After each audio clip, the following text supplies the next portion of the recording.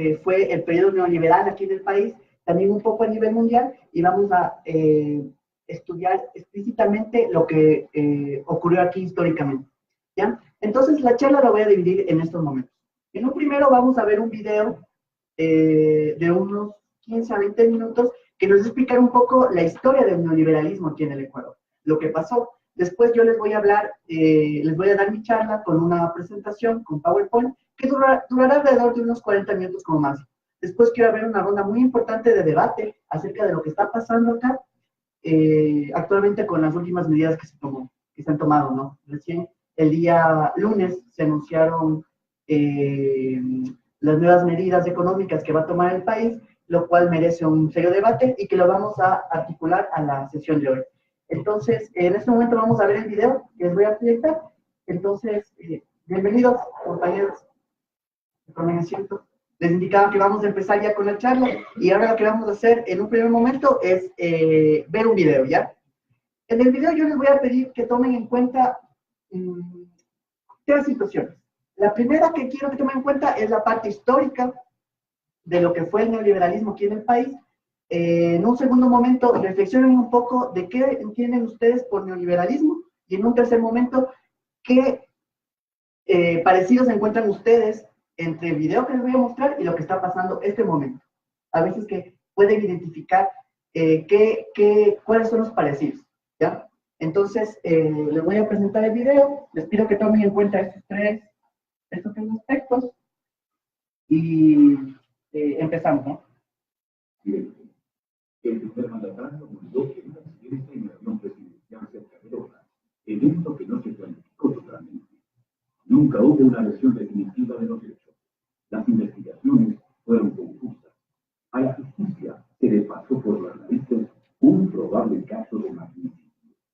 Le sucedió su vicepresidente Osvaldo Hurtado Lavera. Tras el desastre aéreo, vino el desastre nacional. El presidente Hurtado tomó las deudas en dólares de los empresarios privados y las convirtió en sucre, la moneda nacional que era más débil que el dólar. En ese cambio de monedas se sumaron miles de millones de dólares. El mismo gobierno de Hurtado fue el garante de la compra de una procesadora de basura, alentada por el alcalde de Guayaquil, Antonio Caram. El Contralor de la Nación de ese entonces concluyó lo siguiente. El precio original fue de 16 millones y se terminó pagando 60 millones de dólares. El informe dio a conocer que el equipo se pudrió en el puerto de Guayaquil. Muy cerca de este escándalo y otra vez en Guayaquil se fraguó otro, de la construcción del nuevo terminal terrestre. La Comisión de Tránsito del Guayas adjudicó a Velo la construcción de esta obra. La empresa extranjera, a su vez, contrató a Matrista para la construcción de las vigas y las rosetas que no se fabricaron de acuerdo a las necesidades del edificio. El terminal pudo ser ocupado un año después y de manera parcial, pues se comenzó a derrumbar. El Estado ecuatoriano se perjudicó en 100 millones de dólares, pues le tocó reparar los daños. Ninguno de los involucrados en este caso fue sancionado. ¡Uno! ¡Ante Dios y ante la patria!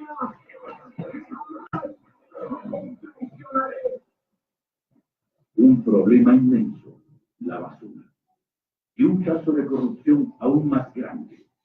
Se compran 350 carros recolectores con un sobreprecio de $7,000 por cada recolector. El acusado, Joffre Torbay, secretario del presidente León Félix Cordero, huyó del país y el juicio prescribió. Lo siguiente fue el escándalo por la vía perimetral, una enorme autopista que pasaba justamente por donde tenía planes inmobiliarios el entonces gobernador del Guayas, Jaime Nebot Saadi. En la década de los 80 hubo mucho más. Se desató una escaramuza armada entre la Fuerza Aérea y el Ejército, debido a la compra de un avión del fabricante Fokker para que sea operado portable en la ruta Quito-Loja. En ese negocio también fue denunciado un sobreprecio. Luego, el ministro de Industria del gobierno socialcristiano, Javier Neira, fue acusado de peculado por participar en la contratación de una empresa que ofrecía servicios hospitalarios. El caso Equa Hospital terminó como otros. El acusado huía a Miami y esperaba que prescriba el proceso. De igual manera, el presidente socialcristiano tierno Miguel Orellana y el israelita Ran Gassin fueron procesados por pagos indebidos de $150.000, que supuestamente fueron usados para la lucha contra la guerra. Los artistas disputaron a los niños. Aquí intentó protestar. Momentos en que el diputado rurocista Villamagua lanzó un cenicero contra él. Señor, primero los medios de comunicación. Señor, que vean lo que viene.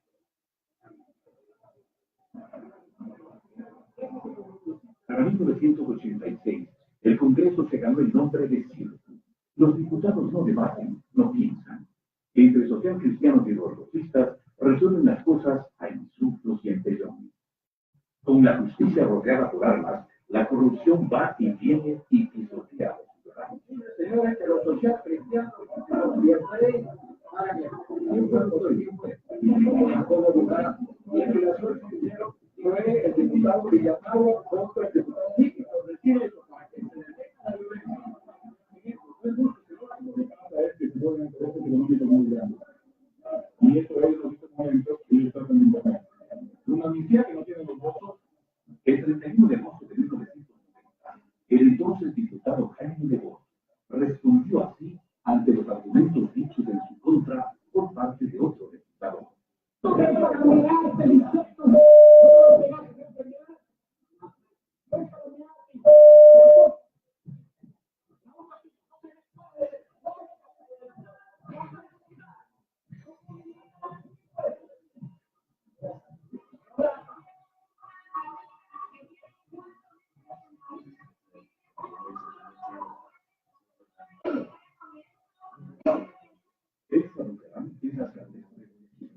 Otra vez la ciudad de Botín de los Tigres lanzó juguetes desde un balcón a los pobres como se lanza maíz a las gallinas. Una veintena de muertos fue el saldo de uno de los actos más inhumanos. Estoy en contra de la venganza porque he perdido a mi madre. No solamente porque he perdido a mi madre, sino que ella no debe hacer eso. Entrega de juguetes tan bruscamente, anormalmente. Mi primera escuela era María Luisa Felizano. Cuando yo estuve en la primera, segunda y tercera en el mismo aula. Era la banquita cuando uno se sentaba uno encima de otro. Uno encima de otro porque en la banquita donde yo estaba nos ponían tres clasitas juntos. Justo cuando Erika Urrutia asistía a la escuela primaria, Víctor Lambayen ganó la elección. Y el Partido Social Cristiano conservó sus influencias y volvieron a la sesión. Se conoció cómo fue otorgado un formidable préstamo a los propietarios de una empresa financiera en bancarrota. Nadie se olvida de Flores Nieto, tampoco de la impunidad, y la justicia sitiada por el presidente para salvar a sus parientes. Se propiciaron leyes para quitar los controles del sistema financiero. Víctor Lambayen apoyó la iniciativa y los socialcristianos la aplaudieron. Casi sin regulación se iniciaron los préstamos vinculados, empresas fantasmas, dispendio y farra. Se había sembrado la semilla de una quiebra del sistema financiero. Siempre la ambición puede más. En el gobierno del Lambayen se construyó una bomba que estallaría 4 años más tarde. Yo creo que hay muchas variadas formas de corrupción de la política. Desde leyes hechas con dedicatoria, como la famosa ley de instituciones financieras del gobierno de Cristo Lambayen, que según dijera el doctor Carlos Julio Rosalena Monroy, expresidente de la República, fue una ley preparada para de este modo dejar listo el escenario para el atraco bancario del año 1990. El arribo del rondocista Abelardo Caramotis añade colorido, música y baile a una tragedia vergonzante. Al presidente le tildaron de loco, 6 meses de ingobernabilidad y bochornos, medio año de rechazo ciudadano a un gobierno fallido que nunca despegó. El gobierno rondocista puso al frente de la política económica a sus amigos, ricos banqueros, quienes financiaron su campaña, Álvaro Noboa y Roberto Isaías, entre otros. Para actualmente tratar de cumplir las metas sociales del abogado canadiense. El gobierno del abogado Ganado Terán subió los precios de los servicios públicos, las tarifas telefónicas, la electricidad en un 500%. Eliminó el subsidio al gas doméstico, impuso el cobro en los hospitales públicos y subió el pasaje del transporte popular. No paró el incremento mensual de los precios de la gasolina y de otros derivados del petróleo.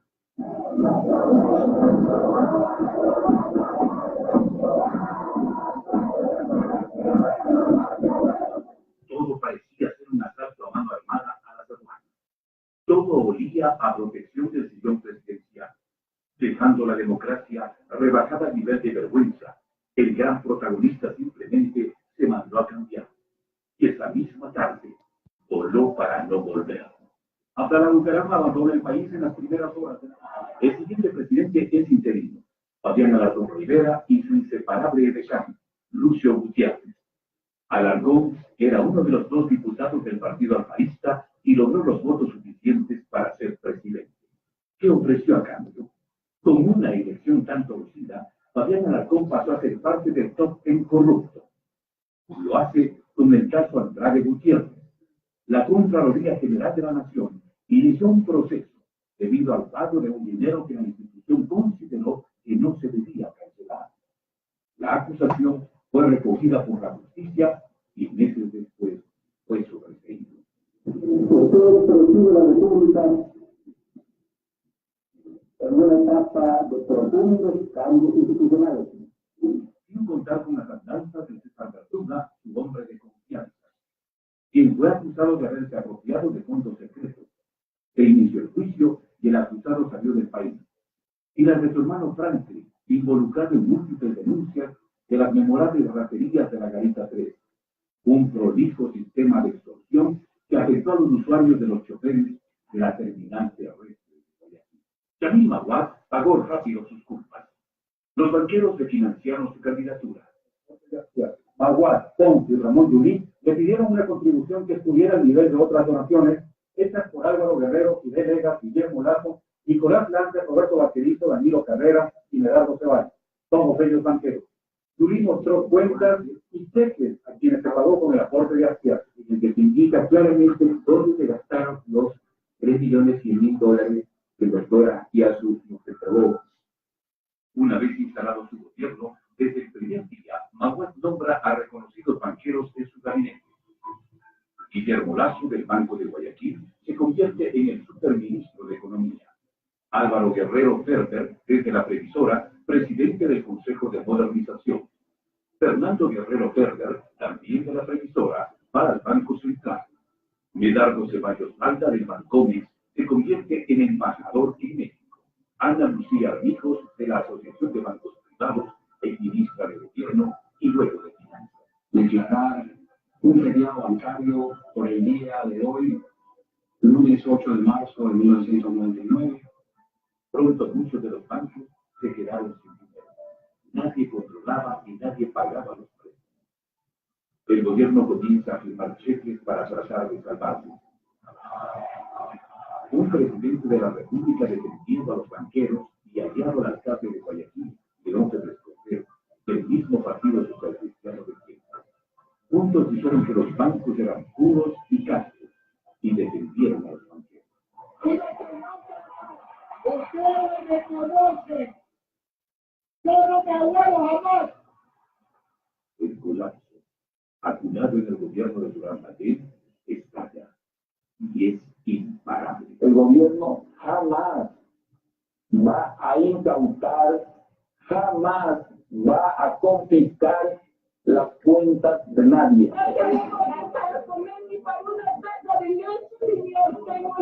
Muchos hijos y no tengo ya que darles, pues yo solo lo que vivía y que no dice. El periodo bancario es inevitable. Congela los ahorros y luego se asesina al jefe, la moneda nacional. A veces se hace más escándalo el negociado público. ¿Por qué decir el negociado privado? Como el que ocurrió en 1999 con un grupo selecto de banqueros. Ecuador está subiendo la mayor crisis de su historia. Ecuador dolariza su economía y Gustavo Noboa la ejecuta con precisión. La tragedia se repite con secuelas tristemente célebres. Compatriotas señorías están a la orden del día. Solo 3 banqueros: Roberto Azpiazu, del que un día fue el Banco del Progreso; Alejandro Peñafiel, del quebrado Banco de Préstamos; y Nicolás Landes, del ex Banco Popular, estuvieron presos. El resto, ingracias, disfrutando en el exterior con el dinero de los ecuatorianos. Leonidas Ortega, del ex Banco Continental; los hermanos Roberto y William Isaías, del ex Banco; Roberto Vaquerizo Valenzuela y Washington Álvarez Valenzuela, del ex Banco La Unión; medios de comunicación involucrados; periódicos que se jactan de independientes y objetivos como El Universo, es liderado por quien fue uno de los principales y más cercanos abogados del banquero Roberto Azpiazu, Hernán Pérez Luz, editorialista y accionista del diario Guayaquil. El caso de la quiebra de Villabanco es emblemático. La otrora solvente entidad bancaria se liquidó por 2 ocasiones. La primera en manos privadas y la segunda por acción estatal. Fue el gobierno del presidente Gustavo Noboa el responsable de esta segunda caída. Una de las razones, según varios analistas, fue la falta de pago de los grandes deudores, entre los que se cuentan conocidos políticos y empresarios guayaquileños.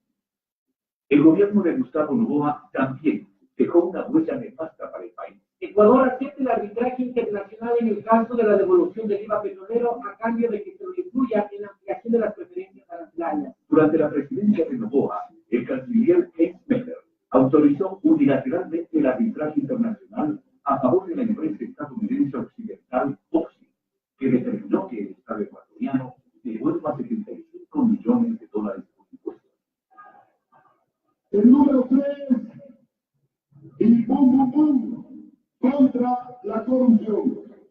Pum, pum, pum, contra la corrupción. Y con esto le vamos a cortar los dedos y las uñas a los corruptos.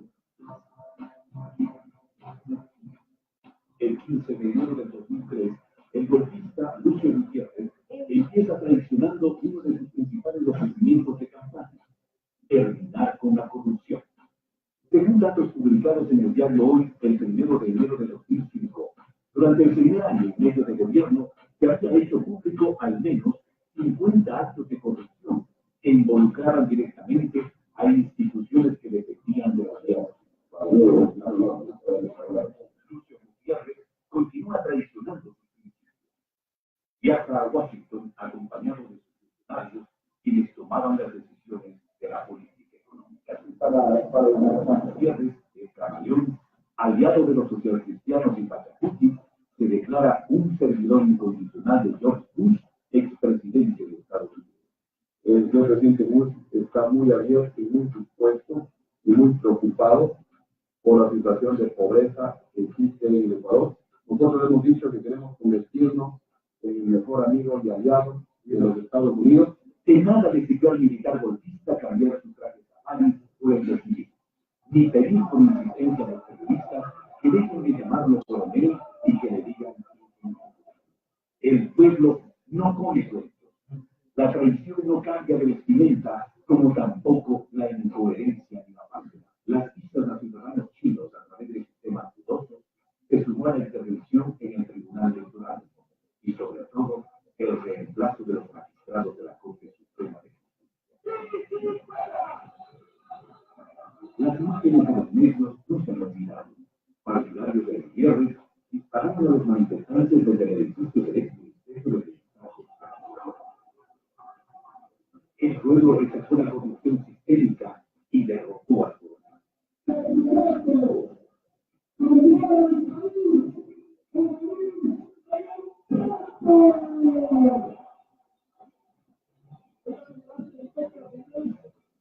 Serán ustedes, señores, un helicóptero del ejército ecuatoriano en la fachada del Palacio de Gobierno. En esta imagen se aprecia a Gutiérrez corriendo despavorido de vuelta del helicóptero. Después de que el gobierno de Gutiérrez destruyó la economía de Erika, la jornada cívica y ciudadana culminó días de altísimo riesgo para la institucionalidad y la democracia en el país. Alfredo Palacio, ahumado por la partidocracia, es el nuevo presidente.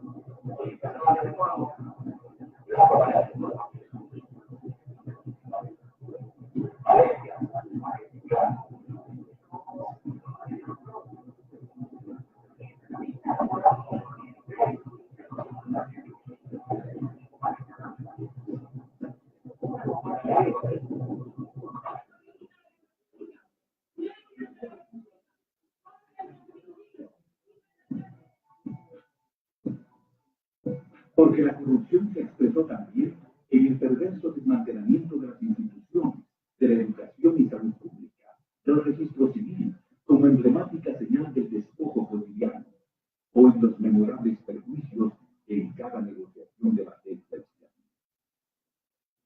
Se hacía de la vista gorda en la repartición del pastel de las telecomunicaciones. Este fue un sistema que funcionó muy bien para enriquecer a los pocos. Se llegó al extremo de tratar de privatizar los correos por la miseria de $15,000 al mes. Hasta ahora es difícil conocer hasta dónde llegaron los tentáculos de la corrupción. Tanto se ha metido la corrupción en la esencia del Estado ecuatoriano que quienes antes fueron procesados ahora dan lecciones de moral. Y ciertos medios las replican sin vergüenza en beneficio del espectáculo. Basta que algún descalificado aventure acusaciones que logra atención mediática. Bueno, hasta aquí el video, recordando lo que nos pasó hace mucho tiempo, pero que parece tan cercano ahora con lo que está ocurriendo, ¿no? Cercano, la concesión que se hizo, la subretización, la dolarización, y ahora un tercer momento que es esta ley de rendición de tributos, ¿no?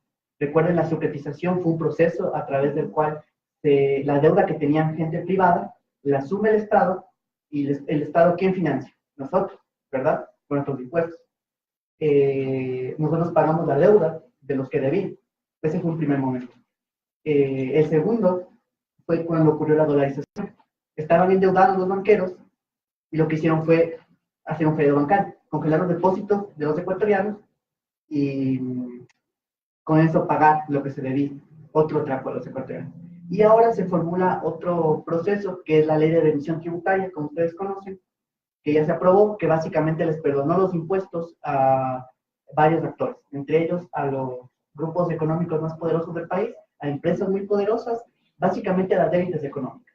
Entonces, estos tres momentos han determinado procesos de toma de decisiones de parte del gobierno en detrimento, en perjuicio de nosotros, ¿verdad? Entonces, con esta historia que hemos visto, con esta pequeña aclaración que yo les he realizado, quisiera preguntarles a ustedes, ¿qué es para ustedes el neoliberalismo?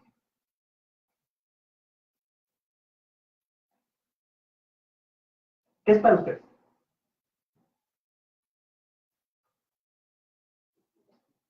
¿Tiene respuestas equivocadas? Yo no sé, profesor. Bueno, ahora no voy a calificar. Ya, exacto. Priorizar el capital por el interés humano. ¿Qué más puede ser el neoliberalismo? ¿Qué implicó el neoliberalismo? ¿Qué vimos que pasó históricamente con el neoliberalismo? Vimos, ¿sí? Un monopolio, una troncha de actores que manejan desde la política con fines económicos a un país. Y obviamente, pues, como la compañía le dijo, priorizando el mercado, priorizando el capital, sin importar y pisoteando hacer más. Sí, exacto. Entonces, hubo esta posición de manejar el país para los poderosos, ¿verdad? ¿Qué más pasó también? ¿Qué implica las privatizaciones? Eso es uno. Pero ¿qué implica también que ya una institución no sea del Estado, no sea pública, sino sea de privado? ¿Qué implica?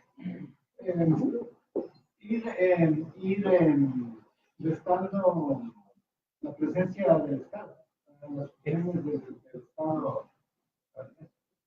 Exacto. Y esa es la base del neoliberalismo.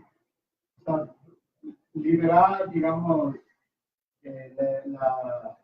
la economía, o sea, que el Estado pierda control sobre la economía, que sean las empresas privadas, la banca, las que tengan un control, y el Estado, lógicamente, como está volviendo a suceder, como vimos ahí, está volviendo a pasar, el Estado va a tener menos control. Exacto. Es Muy no bien. es con la privaticidad de las empresas, ellos pueden hacer y deshacer a sus ansias, a su entorno. Exacto. Muy bien. Tenemos una idea muy clara de lo que es el neoliberalismo. El neoliberalismo básicamente es quitar de la economía al Estado, dejar que el Estado participe en la economía. ¿Cuándo surge históricamente el neoliberalismo? ¿Ya? ¿En qué país creen ustedes que se empiezan a hacer políticas neoliberales?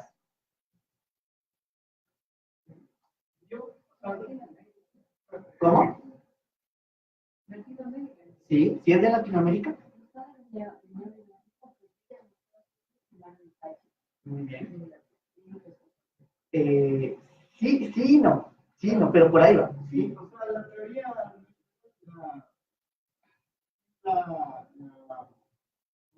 ¿quién la impone? Es de von Hayek. Pero Milton Friedman implanta los Chicago Boys. Exacto. Ellos muy bien como los han nombrado, ellos son los padres del neoliberalismo. Von Hayek y Milton Friedman. El neoliberalismo a nivel mundial se hace cuando llega Margaret Thatcher, que es básicamente canciller del Reino Unido, y Ronald Reagan cuando es presidente de Estados Unidos. Sin embargo, Ronald Reagan es presidente en el año 1981, mientras que Margaret Thatcher es canciller en 1979. El neoliberalismo empieza a nivel mundial el 11 de septiembre de 1973, cuando la dictadura de Pinochet hace que Salvador Allende pierda el cargo y da un golpe de Estado. Ese momento, a nivel mundial, se implementa el neoliberalismo en el 73. Y en el 79 es cuando se viraliza a nivel mundial. ¿Ya? Empieza en América Latina. Chile es el laboratorio del neoliberalismo. Entonces, en Chile es donde empieza esto. ¿Y saben por qué empieza en Chile? Porque llega un gobierno que empieza a disputarle a las élites económicas, a las élites políticas, la dirección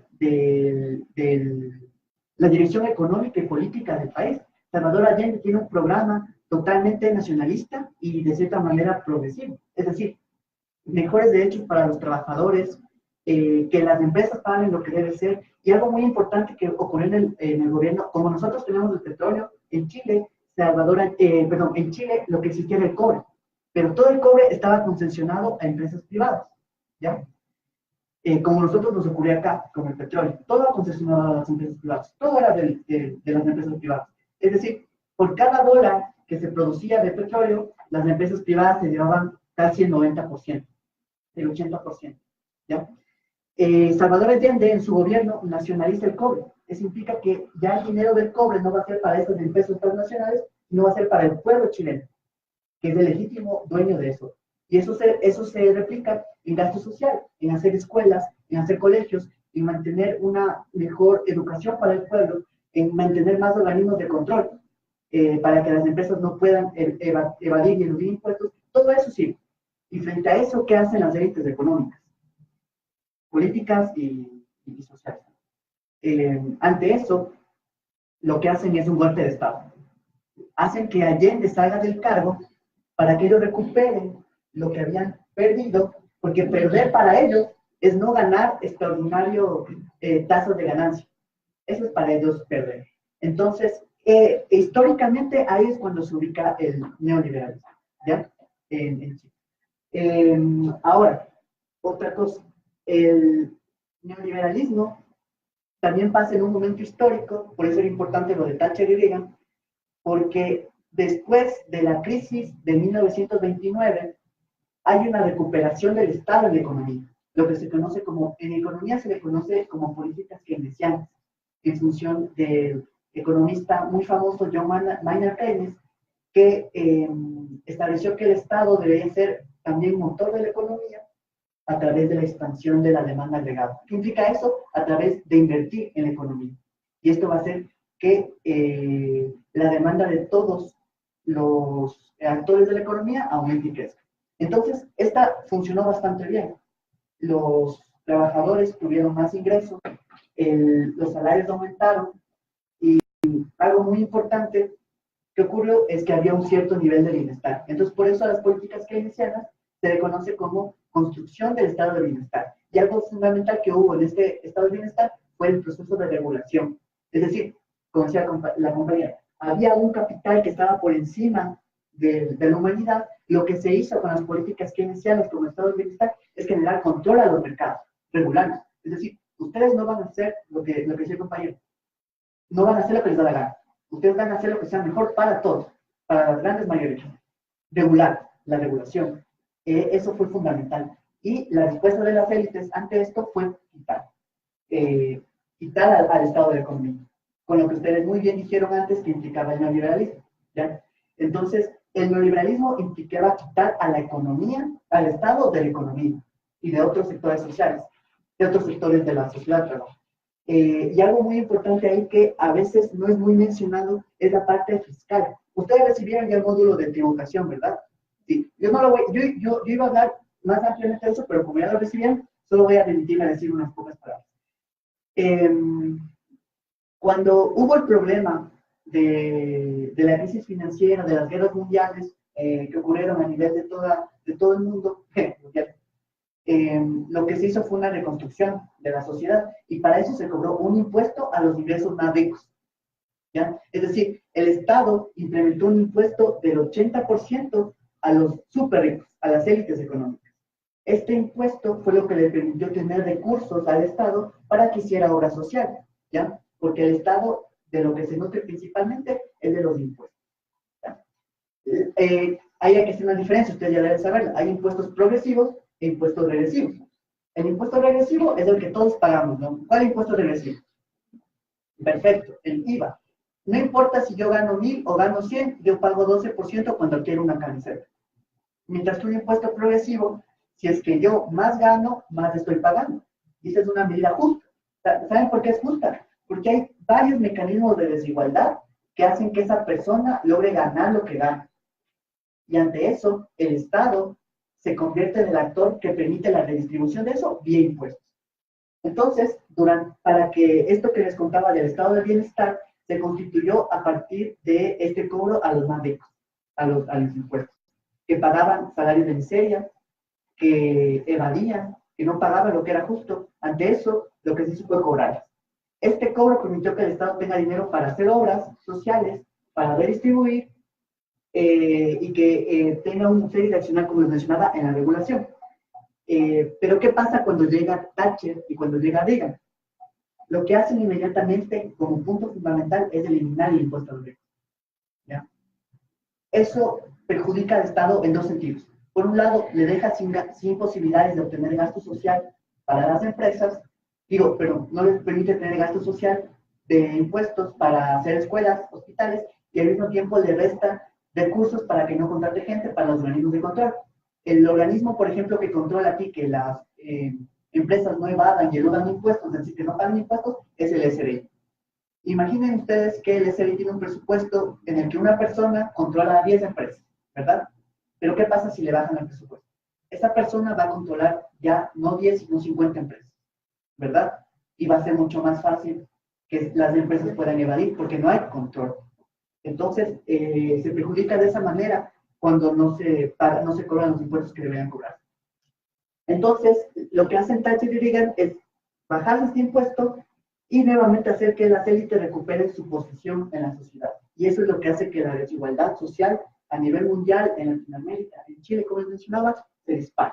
Entonces, todo ese periodo histórico es el periodo del proceso neoliberal que tiene el mundo y con mucho más fuerza en Latinoamérica, ¿ya? Ahora, ¿cómo ocurrió esto aquí en el Ecuador? Bueno, ya vimos un video que nos hizo el recuento bastante desde una parte histórica de lo que ocurrió. Entonces, estos conceptos deben quedar muy claros. Neoliberalismo básicamente es que separe la intervención del Estado en la economía y todos los efectos que eso causa. Ahora, me voy a referir siempre en momentos a lo que estamos pasando en el momento actual, porque es imposible que una cátedra no toque procesos que están ocurriendo en este momento. Es como en la universidad, ¿no? Vemos cosas que pasaron hace 10 años y analizamos lo que está pasando ahora. Vamos a detenernos un momento para analizar lo que está sucediendo ahora. Implementaron esta ley de revisión tributaria, ¿verdad? ¿Qué implicó eso? El perdón de impuestos. ¿Qué implica eso como política de Estado? Exacto. Es favorecer las entidades económicas. Yo les pregunto a ustedes aquí, ¿alguien de ustedes debe $1 millón? ¿Nadie? No es cierto. Yo tampoco. Las personas que más deudas tienen son las personas que más dinero tienen. ¿A quién le dan préstamo? ¿A quién le dan crédito? A los grandes empresarios. Entonces, en declaraciones se decía que la ley de remisión va a beneficiar al 80% de microempresarios. Claro, pero su deuda alcanzará apenas el 20% del total. Mientras que la gran deuda la tienen este pequeño cúmulo de personas, de entes, de grandes empresarios, de grandes grupos económicos que van a ser los que dejen de pagar. Entonces, ¿cuál es el problema ahí? ¿Qué es lo que está ocurriendo? El Estado va a dejar de percibir ingresos, va a sacrificar sus ingresos y eso va a supuestamente reactivar la economía, ¿ya?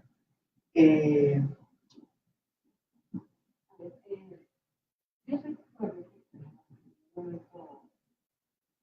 soy pero lo que se perdonó fue mucho dinero,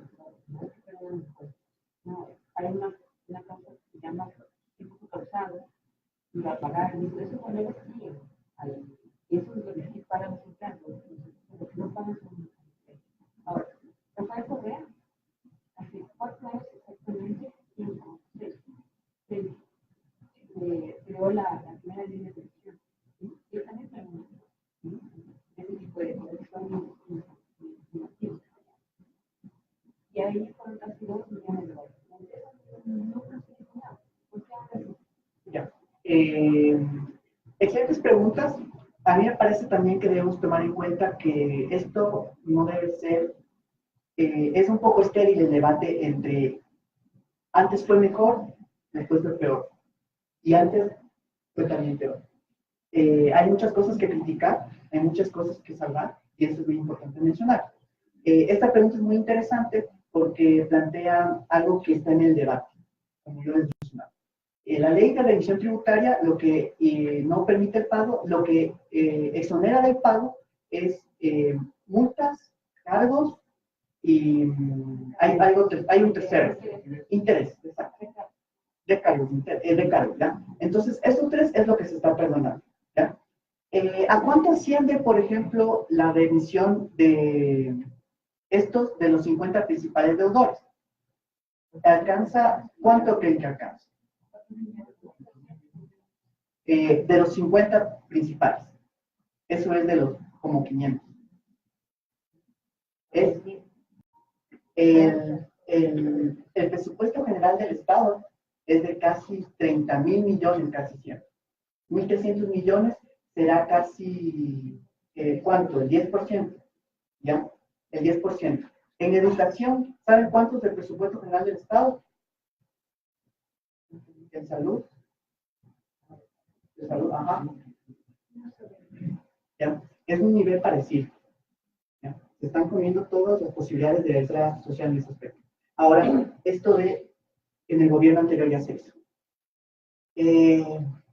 Cuando uno genera una remisión tributaria, lo importante ahí no es la remisión en sí mismo, sino es la estructura de incentivos fiscales que se genera a partir de eso.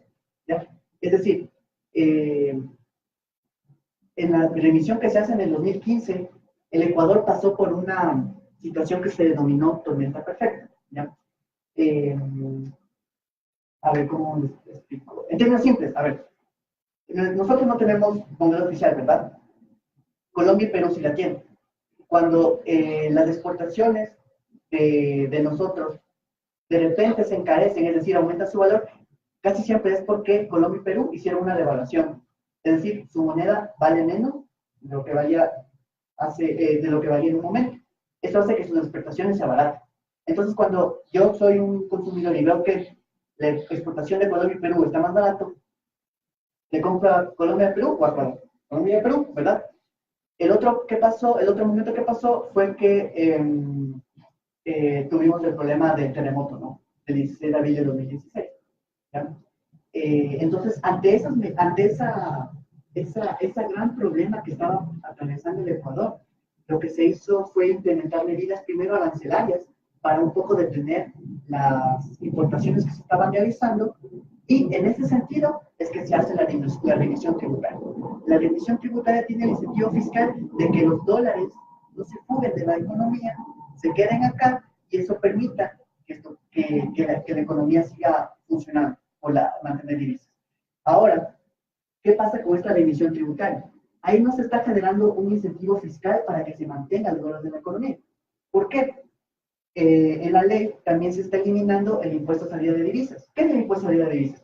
Es que en un impuesto a sacar dinero afuera del país. ¿Alguien ha sacado aquí dinero fuera del país? No, ¿no es cierto? Yo tampoco. ¿Quién puede sacar dinero del país? ¿Ya? Entonces, ese impuesto que llegaba al 5%, se eliminó. ¿Ya? Entonces, ahí nuevamente tomamos en cuenta el tema de impuestos progresivos y regresivos. El IVA es un impuesto plano del 12%, ¿no? ¿Ya? Que todos pagamos al consumir. El impuesto a salida de divisas también era un impuesto plano de 5%, pero ahí en cambio uno no estaba consumiendo, estaba sacando. ¿Ya? Entonces, ven cómo la estructura de incentivos cambia en función del tipo de impuestos, ¿no es cierto? Entonces ahí, ¿cuál era el problema del impuesto de divisas? Lo que hacía era restringir la posibilidad de que se saque dinero. La economía es la ciencia del comportamiento humano, ¿ya? Entonces, cuando se implementa este tipo de impuesto, es para impedir que exista un incentivo para que la gente quiera sacar su dinero, ¿ya? Entonces, la estructura de incentivos tributarios que se configura a partir de esta revisión se diferencia de la de 2015 por esto. Segunda cosa, en esta ley de remisión tributaria se establece también que se quite el anticipo al impuesto de la renta. Como recibieron ustedes del módulo de evasión y elusión, tenemos claro bastante eso bien, ¿verdad? ¿La evasión qué es la evasión? ¿Ya? ¿Y elusión?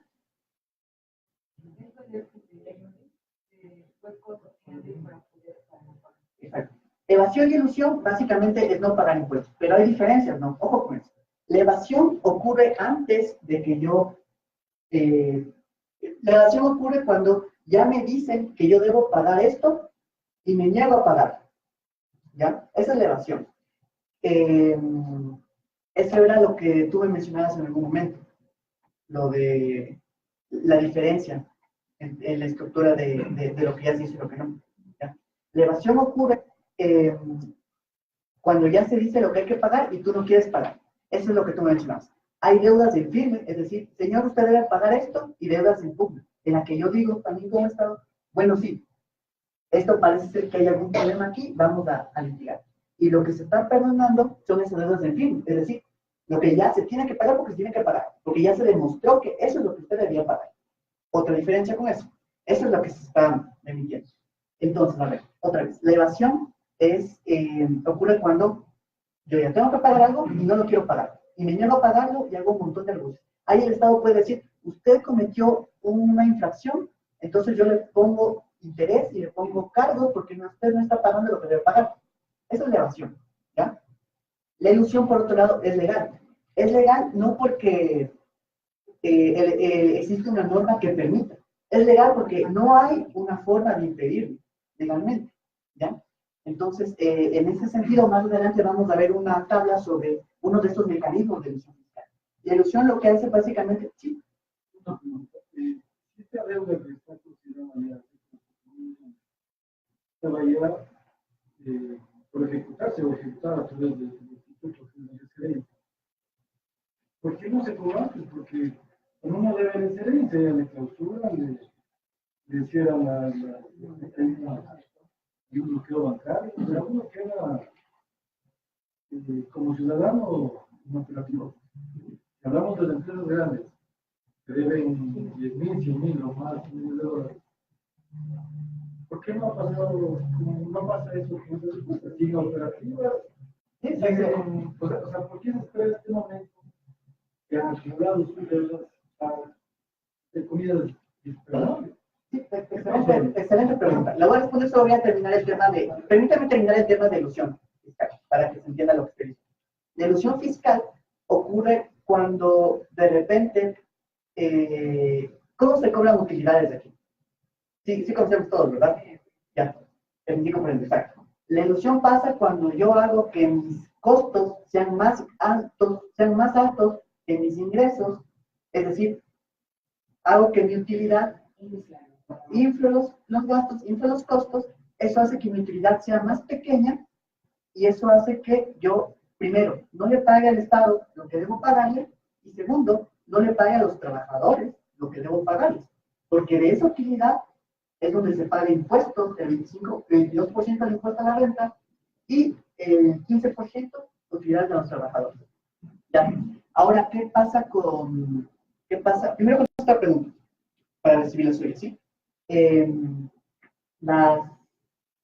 Las deudas no es algo que viene del gobierno actual, ¿ya? Las deudas es algo que se venía arrastrando durante mucho tiempo, durante varios años, incluso antes del gobierno en algunos casos. El caso de la exportadora bananera Novoa es uno de esos ejemplos. ¿Cómo se llama el papá de Álvaro Novoa? Luis Novoa. Luis Novoa es catalogado como uno de los mayores evasores de impuestos, según el libro de la historia de los impuestos de Juan Palomino, ¿ya? Entonces, desde la época del banano, 1960 aproximadamente, estas personas ya no querían pagar impuestos. Es porque las élites económicas se han opuesto a tres procesos. Reformas pro trabajadores, laborales pro trabajadores, a un Estado que intervenga en la economía, que les controle, que sea activo, y al tema de impuestos. Esos son los tres pilares que las élites económicas ecuatorianas e incluso latinoamericanas realizan. Entonces, es importante tomar en cuenta esto, por qué no se cobró todavía, y es lo que mencionaba.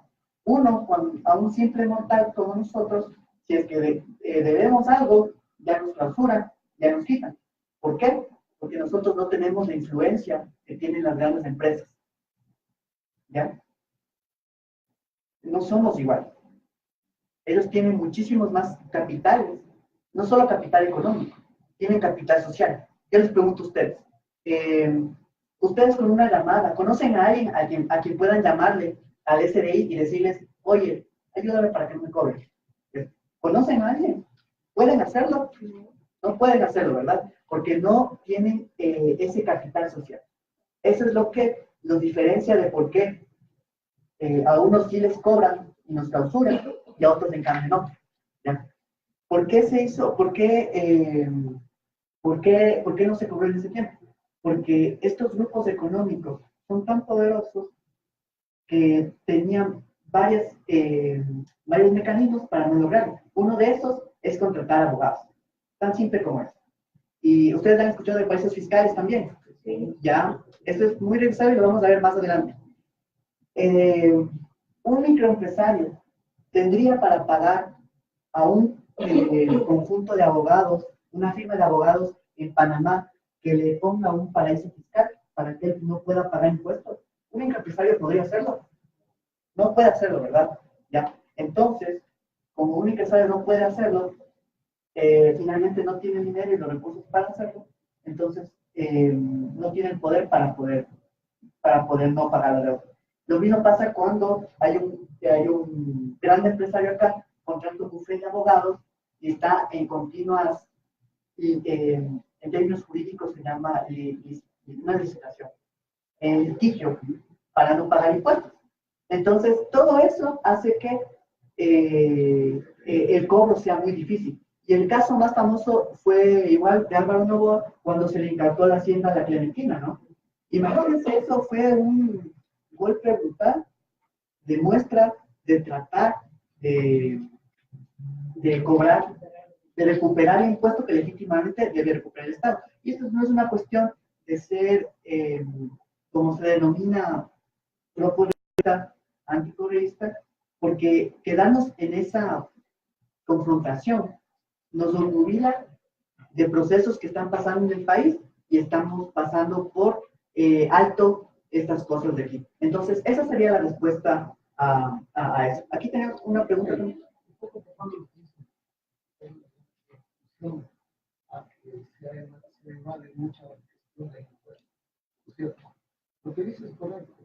A un pobre, un pequeño comerciante, un pequeño local, el de ese de ahí le está preocupando. Como nosotros decimos, lo acabo de mencionar, pues que veíamos que ahí la corrupción viene, estará y seguirá de siempre. ¿Qué pasa, por ejemplo? Con esta evasión, con este perdón que está dando el gobierno nuevamente en función de exonerar los impuestos a los empresarios, no solamente un grupo, y eso es importante que, por ejemplo, nosotros como sociedad podamos identificar, no es solamente un grupo, no son 50, no son 40, son miles. Por ejemplo, ¿qué pasa? Yo les traigo a colación lo que sucede actualmente. Hay muchos empresarios públicos y privados que se están pegando las manos en este momento. ¿Por qué? Porque los aportes de salud de los trabajadores no han tributado, no han pagado mensualmente algo hace unos días. Ahí existe una corrupción de salud social que no hay un control, que permanentemente vea, observe cuando un empleador se hace.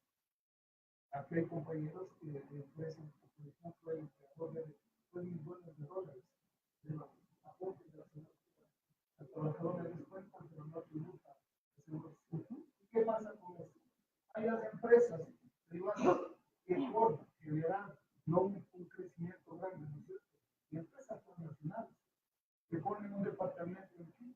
estudiantil como otra razón social, ¿por qué se permite que esa ley debe de controlar todo eso?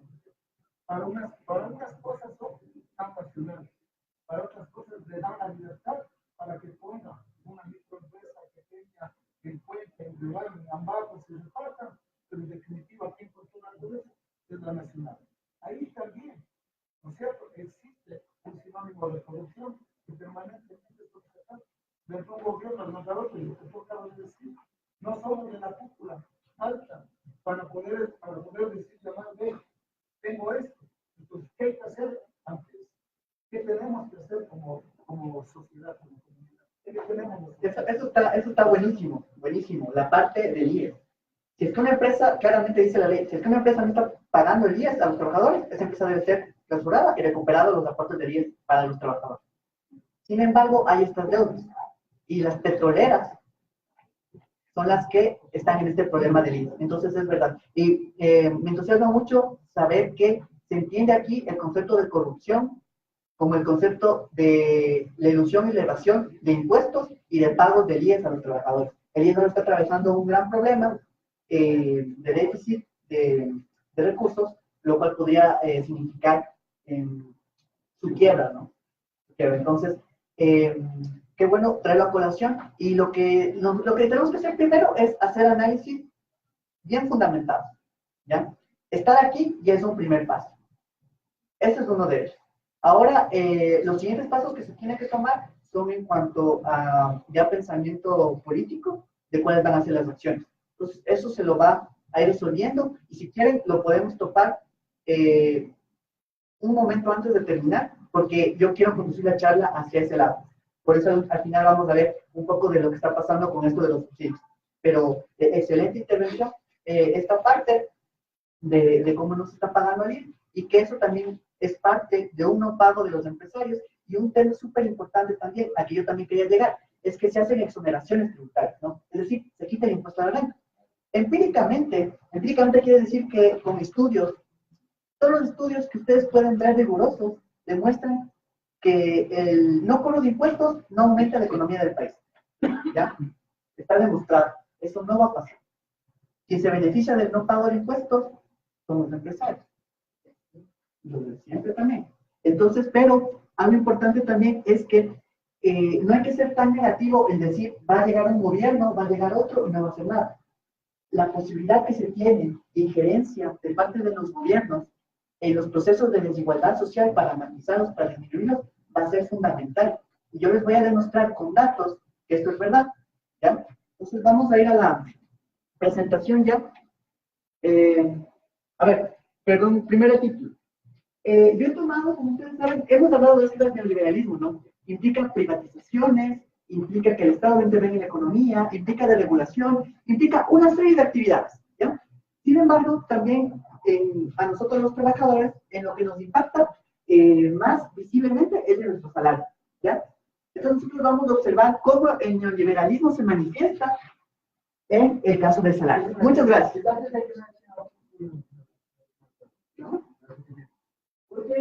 ¿Por qué dice que el Estado es mal administrador de las empresas? Por eso tiene que ser, por eso es que los comercios así no van a ser, tiene que ser la empresa privada que maneja el Estado, las empresas. Ya, me voy a tomar 5 minutos para decir esto. ¿Cuáles son las empresas que quieren cerrar? Ya, pero antes se dijo cuáles iban a cerrar. Antes de eso, ¿cuáles iban a cerrar? La más famosa. CAME es una, sí. CNT también, pero había otras antes. En Farfa.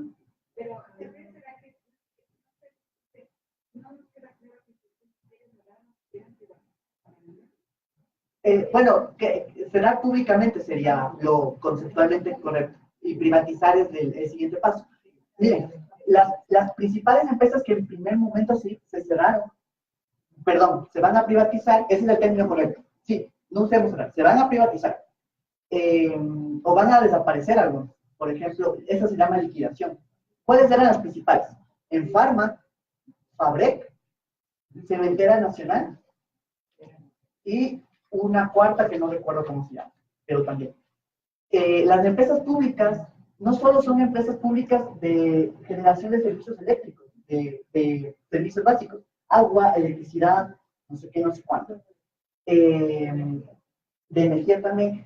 Las principales, estas empresas que quieren cerrar, son empresas públicas de producción. ¿Ya? Las empresas públicas surgen en 1950 como parte de una estrategia de modelo de desarrollo impulsado por la CEPAL, que es la Secretaría, la CEPAL, que básicamente quiso implementar la industrialización por sustitución de importaciones aquí. ¿Ya?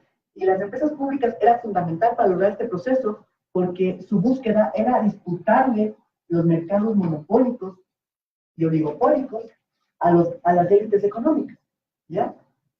En Ecuador, los grupos económicos o empresas que manejan el tema de distribución de fármacos son grupos Ibeca, Difarec y otro más, no recuerdo más. Pero son dos básicamente. Es decir, hay un monopolio atrás que maneja todo el tema de distribución de fármacos, ¿no? En Pharma surge como la posibilidad de disputar el mercado a estos monopolios, ¿ya? Desde lo público, hacer que ellos dejen de ser los únicos proveedores, porque cuando una empresa es la única proveedora, esa es la que fija el precio, ¿no es cierto? Esa era la de Sofía. Lo mismo con Cementera Nacional, Holcim y otras marcas más que nos conocemos. La cementera es uno de los ramas de actividad también más concentrados. Yo tengo un artículo de eso que se llama Empresas Públicas, eliminar empresas públicas o reafirmar la concentración económica. Las empresas públicas contra los que se fueron y que querían a sangre y fuego que cierren son las empresas públicas dedicadas a la producción. Es decir, las empresas que iban a disputar la concentración económica. ¿Ven? Esa es la reacción de las élites cuando se les disputa